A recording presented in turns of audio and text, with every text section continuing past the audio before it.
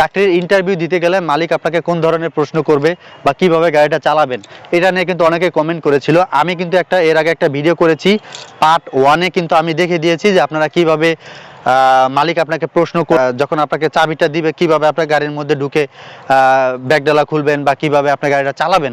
তো এটা নিয়ে কিন্তু প্রথমে পার্ট 1 একটা ভিডিও ছিল, এটা পার্ট 2 ভিডিও। এই ভিডিওর মধ্যে আমি দেখাবো আপনি যখন চাকরির ইন্টারভিউ দিতে যাবেন তখন আপনাকে যখন মালিক গাড়ির চাবিটা দিবে সেক্ষেত্রে আপনারা কি কি কাজগুলো করলে আপনার চাকরিটা হবে বা কি কি কাজ করলে চাকরিটা হবে না। তো এটা পার্ট 2, পুরো ভিডিওটা দেখবেন, তাহলে আপনারা চাকরির ইন্টারভিউ দিতে গেলে আপনার আর কোনো সমস্যা হবে না, গাড়িটা সুন্দরভাবে চালাতে পারবেন।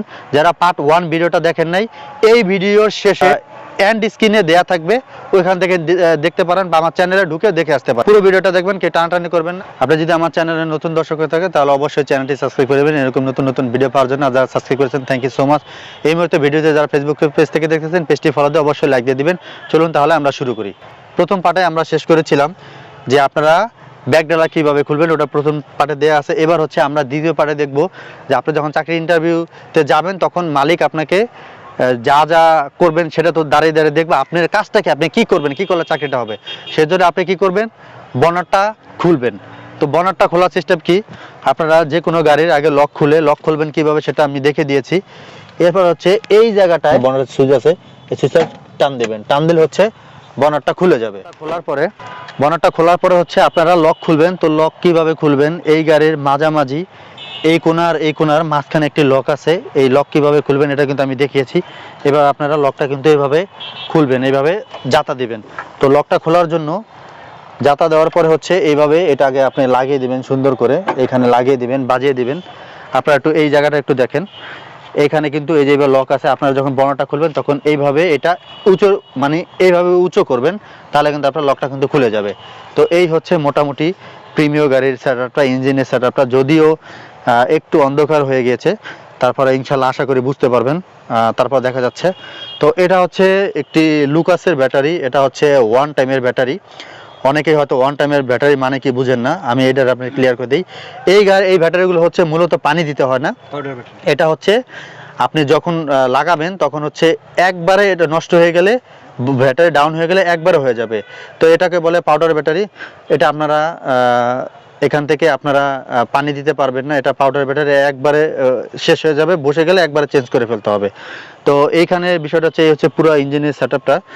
এরপরে হচ্ছে আপনারা প্রথমে কি করবেন, আপনারা আগে দেখবেন যে ব্যাটারির পানি আছে কিনা। আপনারা ব্যাটারির পানিটা চেক করবেন, মালিক যদি থাকে তখন দেখবেন যে ব্যাটারির পানি আছে কিনা, আগে ব্যাটারির পানিটা চেক করবেন। এরপরে হচ্ছে কি আপনারা এরপরে দ্বিতীয় কাজটা হচ্ছে কি আপনারা মোবিলটা চেক করবেন যে আপনার গাড়ির মোবিল ঠিক আছে কিনা। দেখেন আপনি কিন্তু ইঞ্জিনের সব কাজ করতে পারবেন না, কারণ আপনি মিস্ত্রি না। একজন অ্যাজ এ ড্রাইভার হিসাবে আপনাকে যতটুকু করার ততটুকু করতে হবে, এর বেশি আপনাকে করতে হবে না।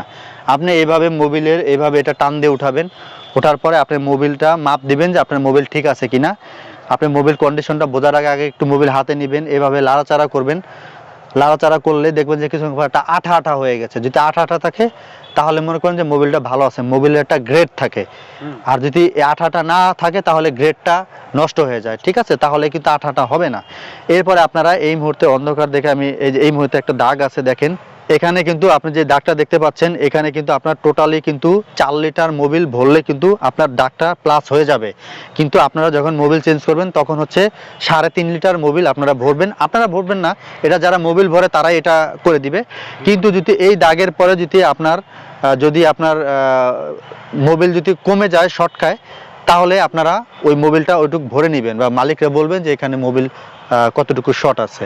তো এটা নিয়ে কিন্তু যদিও অন্ধকারের কারণে একটু দেখাতে পাচ্ছি না ভালো করে, আপনারা এটা দেখে নেবেন। এরপরে মালিককে বলবেন যে মোবিল শর্ট আছে। এরপরে আপনার গাড়িতে পানি আছে কিনা সেটা দেখবেন, এটা সুন্দর করে লাগিয়ে দিবেন। এরপরে গাড়িতে পানি আছে কিনা এটা আপনার পানিটা চেক করবেন, এখান দিয়ে পানি দিয়ে দিবেন।